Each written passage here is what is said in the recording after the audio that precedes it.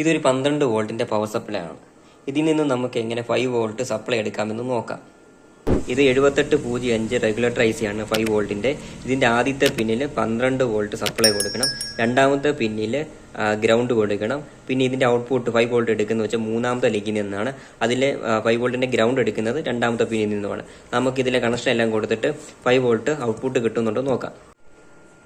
Connection എല്ലാം ഞാൻ കൊടുത്തിട്ടുണ്ട്.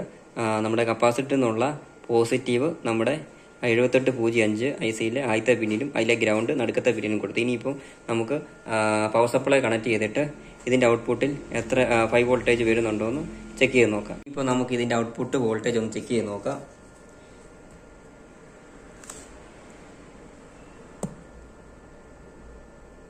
നമുക്ക് കറക്റ്റ് 5 വോൾട്ട് ഔട്ട്പുട്ട് കിട്ടുന്നുണ്ട്. ഈ വീഡിയോ നിങ്ങൾക്ക് ഇഷ്ടപ്പെട്ട് കഴിഞ്ഞാൽ എൻ്റെ ചാനൽ സബ്സ്ക്രൈബ് ചെയ്യാനും ലൈക്ക് ചെയ്യാനും മറക്കരുത്.